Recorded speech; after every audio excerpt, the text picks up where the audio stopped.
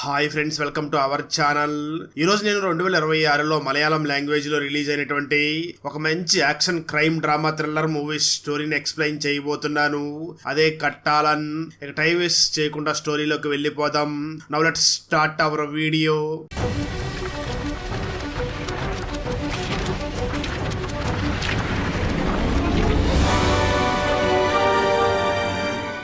Open చేస్తే movie starting లో ఈ స్టోరీ 1995లో జరుగుతున్నట్లుగా చూపిస్తూ ఉంటారు. కేరళ మరియు తమిళనాడు రాష్ట్రాల బోర్డర్ లో ఉన్నటువంటి ఒక అడవి ప్రాంతాన్ని చూపించగా ఆ అడవిలో 1000కి పైగా ఏనుగులు సంచరిస్తూ ఉంటాయి. ఆ ఏనుగుల వల్ల అడవి ప్రాంతంలో నివసిస్తున్నటువంటి ప్రజలు చాలా ఇబ్బందులు అనుభవిస్తూ ఉంటారు. ఎప్పుడు ఆ ఏనుగులు దాడి చేస్తూ అడవి జాతి ప్రజలందరినీ కూడా చాలా మందిని చంపేస్తూ ఉంటాయి. దాంతో అడవి జాతి ప్రజలు చాలా భయపడిపోతూ మనం ఇక్కడే ఉంటే మన జాతి అంతరించిపోయేలాగా ఉంది, మనం వేరే ఊరికి వెళ్ళిపోదామని డిసైడ్ అయ్యి అందరూ కూడా వాళ్ళ సామాన్లు సర్దుకుని అక్కడి నుంచి వెళ్లిపోతూ ఉంటారు. అలా అడవజాతి వాళ్ళు వాళ్ళ వస్తువులన్నీ కూడా సర్దుకుని అక్కడి నుంచి బయలుదేరి వెళ్లబోతూ ఉండగా ఇక్కడ ఆ ప్రాంతంలో చాలా పెద్ద పేరు ఉన్నటువంటి దొర అనే ఒక వ్యక్తిని చూపించడం జరుగుతుంది. తను చాలా ఇల్లీగల్ బిజినెస్ చేస్తూ ఉంటాడు. అలాంటి వ్యక్తి దగ్గరికి అడవజాతి వాళ్ళు వెళ్లి మాట్లాడుతూ, సార్ ఇక్కడ మాకు ఏనుగుల వల్ల చాలా ఇబ్బందిగా ఉంది, మేము వేరే ప్రాంతానికి వెళ్లిపోవాలనుకున్నాం, మీరు ఏదైనా సహాయం చేస్తే మేము ఇక్కడే ఉండగలమని అడుగుతూ ఉంటారు. దానికి ఆ దొర వెంటనే ఈ అడవజాతి వాళ్ళని చూసి, మీరేం కంగారు పడకండి, మీరు ఉండడానికి అలాగే మీరు తినడానికి భోజనం ఏర్పాట్లన్నీ కూడా నేనే చేస్తాను అని మాటిచ్చి అక్కడి నుంచి వెళ్లిపోతాడు. కట్ చేస్తే ఆ తర్వాత రోజు మార్నింగ్ దొర దగ్గరికి తన అసిస్టెంట్ వచ్చి మాట్లాడుతూ, ఈ అడవిలో చాలా ఏనుగులు ఉన్నాయని అడవజాతి వాళ్ళు చెప్తున్నారు కదా, మనం వాటిని చంపి దంతాలని విదేశాలకు పంపిస్తే మనకు చాలా డబ్బులు వస్తాయని చెప్తూ ఉంటాడు.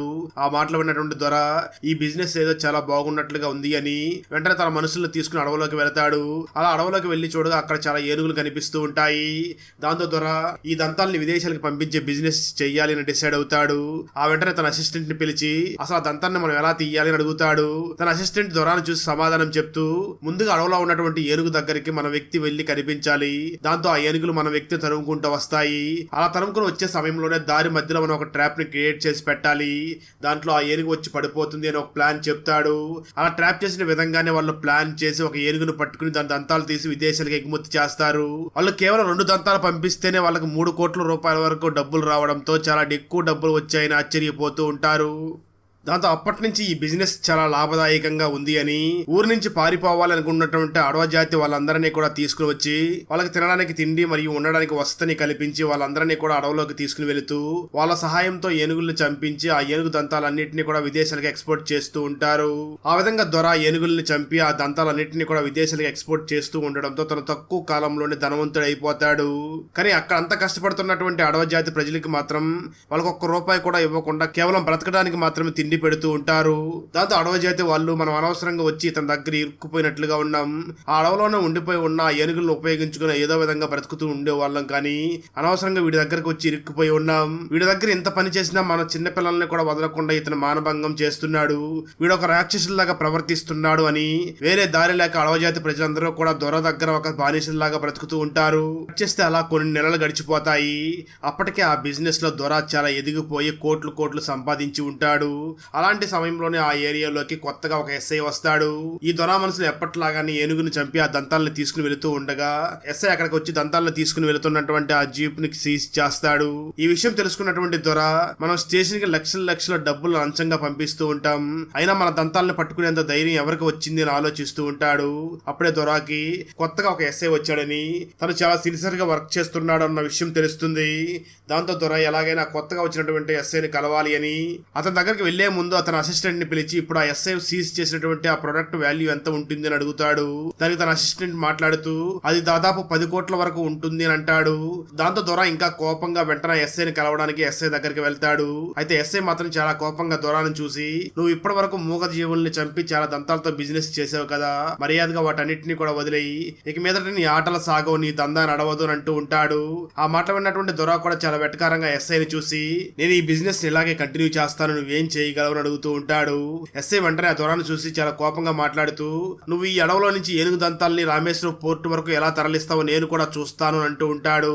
దానికి ఈ దొర కూడా చాలా కోపంగా ఎస్ఐని చూసి, ఏనుగు దంతాలు కాదు, రేపే నేను ఒక లోడ్ ని ఇక్కడి నుంచి రామేశ్వరం పోర్టు వరకు పంపిస్తాను, నువ్వు ఎలా ఆపగలవో నేను కూడా చూస్తాను అని చెప్పి వార్నింగ్ ఇచ్చి అక్కడి నుంచి దొర వెళ్లిపోతాడు. అంత దొర వెంటనే అడవి జాతి మనుషుల్ని అడవిలోకి తీసుకుని వెళ్లి దాదాపు 10 ఏనుగుల్ని చంపేసి వాటి దంతాలని కూడా తీసి ఈ దంతాలను వెంటనే రామేశ్వరం పోర్టు దాకా తీసుకుని తీసుకుని వెళ్ళాలి. ఆ ఎస్ఐ వార్నింగ్ ఇచ్చి ఉన్నాడు, ఎలాగైనా అతనికి దొరకకుండా రామేశ్వరం పోర్టు దగ్గరికి పంపించాలి అని. ఆ దంతాల మొత్తాన్ని కూడా అడవి జాతి మనుషులకు లీడర్గా ఉన్నటువంటి ఆలీ చేత అక్కడికి పంపించాలి అని డిసైడ్ అవుతాడు. అదేవిధంగా దొర ఆలీకి ఆ ఎస్ఐ చేసినటువంటి ఛాలెంజ్ గురించి కూడా వివరించి, మీరు చాలా జాగ్రత్తగా ఈ దంతాలని రామేశ్వరం పోర్టు వరకు కారులో తీసుకుని వెళ్ళండి అని చెప్పి పంపిస్తాడు. దాంతో ఆలీ తన మనసుతో ఆ దంతాలని కారులో తీసుకుని వెళుతూ ఉండగా ఈ విషయం ఎస్ఐకి తెలిసిపోతుంది. దాంతో ఎస్ఐ ఒక ప్లేస్ లో వీళ్ళ కోసం వెయిట్ చేస్తూ ఉంటాడు. అలా ఆలీ ఆ దంతాలని తీసుకుని వెళుతూ ఉన్న సమయంలో అడవి మధ్యలో పోలీసులు వాళ్ళ కోసం వెయిట్ చేస్తున్నారు అని తెలుసుకుని పోలీసులు చూసినటువంటి ఆలీ వెంటనే అడవులో కారుని తిప్పేస్తాడు. దాంతో దంతాలను తీసుకుని వెళ్తున్న కారు వెనకాల ఈ పోలీసులు కూడా ఫాలో అయ్యి వెళుతూ ఉంటారు. అలా వెళ్తున్న సమయంలో ఆలీ కారుకి యాక్సిడెంట్ అయ్యి ఆలీ కారు దిగి అక్కడి నుంచి దిగి తప్పించుకుని పారిపోతాడు. ఆ సమయంలో ఆఫీసర్ ఎస్ఐ అక్కడికి వచ్చి ఆ దంతాలని సీజ్ చేసి అక్కడి నుంచి తీసుకుని వెళ్ళిపోతాడు. ఈ విషయం రౌడీకి దొరకు తెలుస్తుంది. ఈ ఎస్ఐ తను సీజ్ చేసినటువంటి దంతాలని స్టేషన్కి తీసుకుని రావాలి, లేదా కోర్టులో సబ్మిట్ చేయాలి. ఆ రెండూ చేయలేదు అంటే తను ఏం చేసి ఉంటాడో ఆ దంతాలని ఆలోచిస్తూ ఉంటాడు. అప్పుడే దొరకు తెలిసేది ఏమిటి అంటే, నిజానికి ఆ ఏరియాలో దొరకి పోటీగా ఒక ఎడిక్ అనే ఒక వ్యక్తి కూడా ఇలాంటి బిజినెస్ చేస్తూ ఉంటాడని, ఈ ఎస్ఐ అతనికే సహాయం చేస్తున్నట్లుగా ఉన్నాడు అని తెలుసుకుంటాడు. అయితే ఈ బిజినెస్ లో దొరానే చాలా ఎక్కువ సంపాదిస్తూ ఉంటాడు, ఎందుకంటే దొరాకి అడవజాతి ప్రజలు సహాయం చేస్తూ ఉంటారు. మరోపక్క ఎడిక్కి మాత్రం ఆ పోలీస్ ఆఫీసర్ ఎస్ఐ సహాయంతో పాటు రాజకీయ నాయకుల సహాయం కూడా ఉంటుంది. అంటే ఎడిక్ రాజకీయ నాయకులు మరియు ఆ ఎస్ఐ సహాయంతో తను ఎదుగుతూ ఉండగా, మరోపక్క దొర మాత్రం అడవజాతి మనుషుల్ని వాడుకుని తన డబ్బులు సంపాదిస్తూ ఉంటాడు. ఈ విషయాన్ని అర్థం చేసుకున్నటువంటి అడవజాతి ప్రజలు, మనల్ని వాడుకుని ఆ దొర బాగా డబ్బులను సంపాదిస్తున్నాడు, మనం మాత్రం వాడి కింద బానిసల్లాగానే వర్క్ చేస్తున్నాం, మనకి ఎప్పుడు మంచి రోజులు వస్తాయో అని వెయిట్ చేస్తూ ఉంటారు. ఇక్కడే మనకు ఈ మూవీలో హీరో అయినటువంటి యాంటోనీని చూపించడం జరుగుతుంది. తను కూడా ఈ ఇల్లీగల్ బిజినెస్ లో వాళ్ళకి సహాయం చేస్తూ, ఈ విషయం తెలుసుకున్నటువంటి దొర వెంటనే ఆ యాంటోనీ దగ్గరికి వచ్చి మాట్లాడుతూ, నా దగ్గర 20 ఏనుగు దంతాలు ఉన్నాయి, వాటిని ఎలాగైనా సరే నువ్వు రామేశ్వరం పోర్టు వరకు తీసుకుని వెళ్ళాలి అని చెప్పడంతో, ఆ మాటలు విన్న యాంటోనీ వెంటనే దొరాన్ని చూసి, నాకు ఒక 5 రోజులు సమయం ఇవ్వండి, ఖచ్చితంగా మీరు చెప్పినట్లుగానే ఆ దంతాలు నేను ఆ రామేశ్వరం పోర్టు వరకు చేరవేస్తాను అని చెప్పి మాటిస్తాడు. అయితే ఈ యాంటోనీ అడవజాతి మనిషి కావడంతో ఇంకా ఎంతకాలం మన జాతి వాళ్ళు ఆ దొర కింద బానిసల్లాగా వర్క్ చేస్తూ ఉంటారు. మనమే సొంతంగా ఈ బిజినెస్ ని చేసుకుంటే మన అడవజాతి వాళ్ళు కూడా బాగా ఎదగొచ్చు, అప్పుడు మనకు కూడా ఆదాయం ఉంటుంది. ఈ దొర దగ్గర నుంచి మన అడవజాతి వాళ్ళందరినీ కూడా ఇక్కడి నుంచి తీసుకుని వెళ్ళిపోయి అడవులోకి వెళ్ళిపోయి బ్రతకాలి, మేమే స్వేచ్ఛగా బ్రతకాలి అని ఆలోచిస్తూ ఉంటాడు. అయితే ఈ యాంటోనీ గురించి అక్కడ ఉన్నటువంటి అడవజాతి పెద్ద మనిషి అయినటువంటి ఆలీకి బాగా తెలిసి ఉంటుంది. కట్ చేస్తే ఇక్కడే మనకు ఆలీ యొక్క ఫ్యామిలీని చూపించడం జరుగుతుంది. అతనికి పెళ్లి చాలా సంవత్సరాలు అయినా కానీ పిల్లలు లేకుండా ఉంటారు, కానీ అప్పుడే ఒక పాప అయితే జన్మించి ఉంటుంది. కానీ ఆ పాపకి కాళ్ళు చేతులు పని చేయకుండా ఉంటాయి. ట్రీట్మెంట్ చేయించడం కోసం చాలా డబ్బులు ఖర్చు అవుతాయి అని తెలియడంతో అడవజాతి వాళ్ళందరూ కూడా తనకి ఆపరేషన్ చేయించడం కోసం డబ్బుల్ని సహాయం చేస్తూ ఉంటారు. మరోపక్క దొర ఆ యాంటోనీ దగ్గరికి వచ్చి కలిసి, నీకు అప్పచెప్పినటువంటి పని ఎంతవరకు వచ్చింది అని అడుగుతూ ఉంటారు. యాంటోనీ వాళ్ళని చూసి, మీరేం కంగారు పడకండి, మీరు చెప్పినటువంటి సమయానికి ఆ సరుకుని నేను బోర్డర్ కి దాటేస్తాను అంటూ ఉంటాడు. ఆ తర్వాత యాంటోనీ సరుకుని కారులో అక్కడి నుంచి బోర్డర్ దాటించడం కోసం వెళుతూ ఉండగా, వీళ్ళు సరుకుని కారులో దాటిస్తున్నారు అని తెలుసుకున్నటువంటి ఎస్ఐ వెంటనే అక్కడికి వెళ్లి కారును ఆపుతాడు. ట్విస్ట్ ఏమిటి అంటే ఆ కారులో ఎటువంటి సరుకు ఉండదు. ఎస్ఐ వెంటనే యాంటోనీని చూసి, ఇక్కడ ఏం చేస్తున్నారు, ఎక్కడికి వెళుతున్నారు అని అడుగుతూ ఉండగా, యాంటోనీ వెంటనే ఎస్ఐని చూసి, మేము జస్ట్ రౌండ్స్ కోసమే వచ్చామని అంటూ ఉంటారు. ఆ మాటలు విన్న ఎస్ఐ వెంటనే యాంటోనీని చూసి, నువ్వు సరుకుని బోర్డర్ దాటిస్తున్నావు అన్న విషయం నాకు తెలుసు, నువ్వు సరుకుని బోర్డర్ దాటించే సమయంలో ఖచ్చితంగా నాకు దొరుకుతావు, అప్పుడు నేనేంటో నీకు చూపిస్తాను అని చెప్పి వార్నింగ్ ఇస్తూ ఉంటాడు. అలా హీరో సరుకుని ఆ బోర్డర్ దాటించడం కోసం రకరకాల ప్రయత్నాలు చేస్తూ ఉంటాడు, కానీ అవేమీ కూడా జరగకుండా ఉంటాయి. ఆ తర్వాత ఆ దొర ఈ ఆంటోనీ ద్వారా పని జరగడం లేదు అని దొర స్వయంగా రంగంలోకి దిగుతాడు. అప్పుడే వాళ్ళకి ఆ ప్రాంతానికి వస్తున్నటువంటి ఒక బస్ కి యాక్సిడెంట్ జరిగిందని, ఆ బస్సులో ప్రయాణిస్తున్నటువంటి 22 మంది కూడా చనిపోయారు అన్న విషయం తెలుస్తుంది. ఇక ట్విస్ట్ ఏమిటి అంటే, ఆ 22 మందిని కూడా దొరనే చంపించి ఉండి ఉంటాడు. ఎందుకంటే ఇక్కడి నుంచి ఆ 22 మందిని పోస్ట్ మార్టం చేయించడం కోసం రామేశ్వరం తీసుకుని వెళతారు కదా, ఆ సమయంలో వాళ్ళ బాడీలో ఈ ఏనుగు దంతాలను పెట్టి ఇక్కడి నుంచి రామేశ్వరం పంపించాలి అని ప్లాన్ చేస్తాడు. తను ప్లాన్ చేసిన విధంగానే వెంటనే ఒక డాక్టర్ ని కలిసి, ప్రతి డెడ్ బాడీలో కూడా 2 ఏనుగు దంతాలని పెట్టేలాగా ప్లాన్ చెయ్యండి అని యాంటోనీ ఆ డాక్టర్ దగ్గరికి వెళ్లి ప్లాన్ మొత్తం చెప్తూ ఉంటాడు. అలా ప్లాన్ ప్రకారంగా దంతాలని ఆ డెడ్ బాడీస్ లో పెట్టించి 7 అంబులెన్స్ లో అక్కడి నుంచి బయలుదేరి రామేశ్వరం వెళుతూ ఉంటారు. ఆ అంబులెన్స్ ను కూడా ఎస్ఐ వదలకుండా అక్కడికి వచ్చి చెక్ చేస్తూ ఉంటాడు. అప్పుడే ఎస్ఐకి ఈ అంబులెన్స్ లో వెళుతున్నటువంటి డెడ్ బాడీస్ లో ఆ దంతాలని పెట్టే అవకాశం ఉంది అని, ఆ డెడ్ బాడీస్ అన్నిటిని కూడా చాలా తీవ్రంగా పరిశీలిస్తూ ఉంటాడు. తను ఎంత చెక్ చేసినా డెడ్ బాడీస్ లో ఏనుగు దంతాలు మాత్రం ఏమీ కనిపించవు. దాంతో ఎస్ఐ ఖచ్చితంగా దొర ఈ డెడ్ బాడీస్ లోని ఏనుగు దంతాలని తరలిస్తాడని అనుకున్నాను, ఇక్కడ ఎటువంటి దంతాలు కూడా లేవు అని చాలా ఆశ్చర్యపోతూ ఉంటాడు. ఇక్కడ మనకు ఒక విషయాన్ని కూడా రివీల్ చేస్తారు. అదేమిటి అంటే యాంటోనీ డాక్టర్ దగ్గరికి వెళ్లి ప్రతి ఒక్క డెడ్ బాడీలో కూడా 2 ఏనుగు దంతాలని పెట్టాలి అని చెప్పాడు కదా. నిజానికి అది మొదటి రోజు కాదు, రెండో రోజు ఆ విధంగా సెట్ చేయమని చెప్పి ఉంటాడు. మొదటి రోజు మాత్రం ఎస్ఐని బ్రూడీ కొట్టించడం కోసం కేవలం డెడ్ బాడీస్ ని మాత్రమే అంబులెన్స్ లో అక్కడి నుంచి తీసుకుని వెళ్లిపోయి ఉంటారు. కట్ చేస్తే ఆ తర్వాత రోజు మార్నింగ్ యాంటోనీ బాడీస్ లో అన్నిటిలో కూడా ఏనుగు దంతాల్ని సెట్ చేసి అక్కడి నుంచి బోర్డర్ దగ్గరికి తీసుకుని వెళుతూ ఉంటారు. ఆ సమయంలో ఎస్ఐ ఒక మినిస్టర్ కి సెక్యూరిటీ గార్డ్ గా వెళ్లి ఉంటాడు. ఇదంతా కూడా దొర చేసినటువంటి ప్లాన్ అయి ఉంటుంది. యాంటోనీ ఆ దంతాలన్నింటినీ కూడా బోర్డర్ కి తరలించి అక్కడి నుంచి శ్రీలంకకి తీసుకుని వెళ్లిపోతూ ఉంటారు. అయితే ఈ విషయం తెలుసుకున్నటువంటి ఎడిక్ మాత్రం చాలా కోపంతో రగిలిపోతూ ఉంటాడు. దాంతో ఎడిక్ వీటన్నిటికీ కారణం యాంటోనీ, ఆ యాంటోనీని ఏదో ఒకటి చెయ్యాలి అని చాలా కోపంతో రగిలిపోతూ ఉంటాడు. దాంతో ఎడెక్ ముందుగా వెళ్ళక నాయకుడైనటువంటి ఆ ఆలీకి ఏదో ఒక బుద్ధి చెప్పాలి అని కారులో అక్కడికి వెళ్లి ఆలీ ఫ్యామిలీ వెళుతూ ఉండగా వాళ్ళందరికీ కూడా తీవ్రంగా యాక్సిడెంట్ చేస్తాడు. దాంతో ఆలీ కూతురు ఆరోగ్య సమస్యలతో బాధపడుతూ ఉండగా అలాంటి పాపకు యాక్సిడెంట్ జరగడంతో తన ప్రాణాలతో కొట్టిమిట్టాడుతూ ఉంటుంది. డాక్టర్లు టెస్ట్ చేసి ఈ అమ్మాయికి వెంటనే ఆపరేషన్ చేయాలి, లేదంటే ఆ అమ్మాయి ప్రాణాలతో బ్రతికి ఉండదు, వెంటనే డబ్బులు అరేంజ్ చేసుకోండి, ఆపరేషన్ త్వరగా చెయ్యాలి అని అంటూ ఉంటారు. దాంతో ఆలీ మరియు యాంటోనీ ఇద్దరు కూడా ఆ దొర దగ్గరికి వెళ్లి సహాయం కోసం వెళ్తారు. అలీ దొర దగ్గరికి వెళ్లి, అయ్యా నా కూతురికి అర్జెంట్ గా ఆపరేషన్ చేయించాలి, దాదాపు 18 లక్షల వరకు అవుతుంది, నాకు ఆ 18 లక్షలు కూడా కొంచెం ఇప్పించండి అని అడుగుతూ ఉంటాడు. దానికి దొర చాలా వెటకారంగా మాట్లాడుతూ, ఏంటి 18 లక్షల, మీకు అన్నం పెట్టడమే ఎక్కువ, పోనీ ఇదిగో 50,000 తీసుకుని వెళ్ళు అని అంటూ ఉంటాడు. దాంతో దొర కోపంగా వెంటనే నేనేమి భిక్ష అడగడం లేదు, నా కూతురికి ఆరోగ్యం బాగోలేదు, అది బాగు చేయించుకోవడం కోసమే డబ్బులు అడుగుతున్నాను అని ఆ దొర ఇచ్చినటువంటి 50,000ని దొర మొహానే కొట్టేసి అక్కడి నుంచి వెళ్ళబోతూ ఉండగా దొర మనుషులు వెంటనే ఆలీ దగ్గరికి వచ్చి, నువ్వు మా అన్నయ్యని ఎదిరిస్తావా అంటూ ఆలీని కొట్టబోతూ ఉంటారు. అప్పుడు అక్కడే ఉన్నటువంటి యాంటోనీ ఆ దొర మనుషులందరినీ కూడా చాలా తీవ్రంగా కొడుతూ ఉండడంతో దొర అక్కడికి వచ్చి, ఏంటి యాంటోనీ, నువ్వు కూడా వాడితో కలిసిపోయావా, నాకు వ్యతిరేకంగా తయారవుతున్నావా అని అడుగుతూ ఉంటాడు. యాంటోనీ వెంటనే దొరను చూసి, అవునన్నయ్య, ఆలీ ఎప్పటి నుంచో మీ దగ్గర పనిచేస్తున్నాడు కదా, తనకు మీరు సహాయం చేయాలి, తను తన పాప కోసమే కదా అడుగుతున్నాడు, అయినా తనేమి ఫ్రీగా అడగడం లేదు, చాలా సంవత్సరాల నుంచి మీ దగ్గరే పనిచేస్తున్నాడు కదా, ఆపదలో ఉన్నప్పుడు సహాయం చేయాలి కదా అని అడుగుతూ ఉంటాడు. ఆ మాటలు విన్న దొర వెంటనే యాంటోనీ దగ్గరికి వచ్చి, ఏంటి నువ్వు కూడా నాకు వ్యతిరేకంగా మారిపోయావా, అయితే ఒక మాట విను, నీ సహాయం కూడా నాకు అవసరం లేదు, వెంటనే ఇక్కడి నుంచి వెళ్ళిపో అని యాంటోనీని మరియు ఆలీని ఇద్దరిని కూడా అక్కడి నుంచి పంపించేస్తాడు.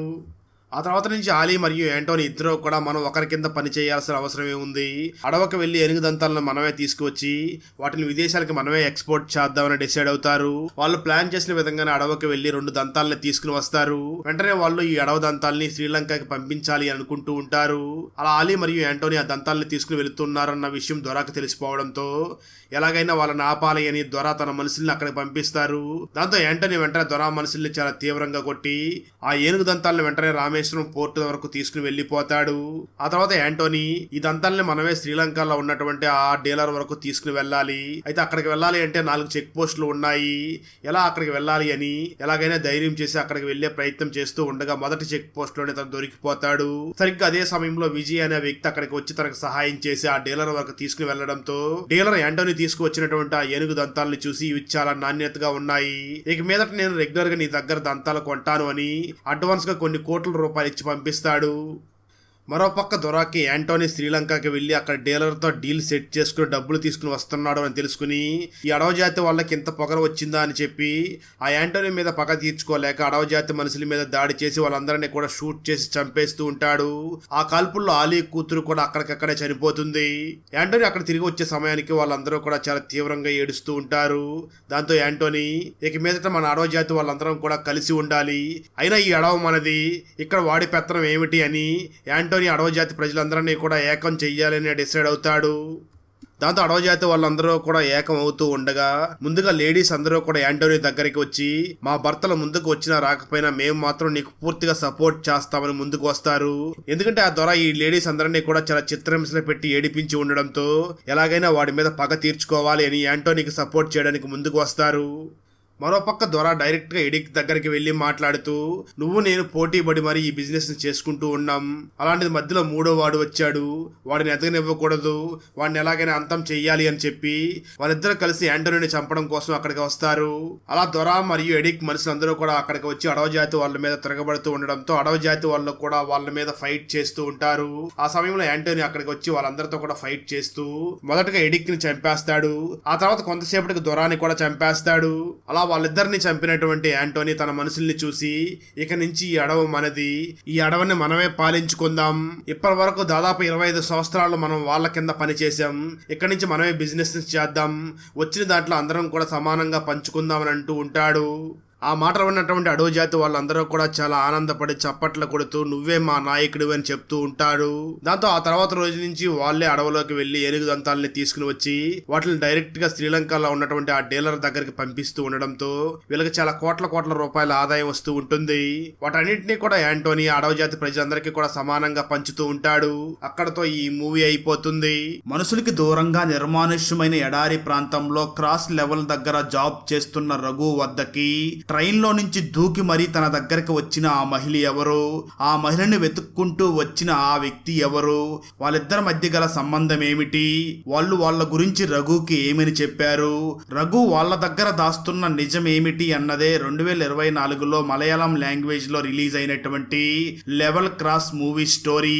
ఈ మలయాళం మూవీ ఫుల్ మూవీ స్టోరీని తెలుగులో వినాలి అనుకుంటే మాత్రం ఈ వీడియో డిస్క్రిప్షన్ లో ఉన్న లింక్ ని క్లిక్ చేసి చూడండి. Thanks for watching. Friends, video నచ్చినట్లయితే లైక్ చేసి ఒక చిన్న కామెంట్ చేస్తే మాకు నెక్స్ట్ వీడియో చేయడానికి ఎంకరేజింగ్ గా ఉంటుంది. అలాగే ఛానల్ని సబ్స్క్రైబ్ చేసి పక్కనే ఉన్న బెల్ ఐకాన్ని క్లిక్ చేసి సపోర్ట్ చేయండి. Thanks for watching. జై హింద్.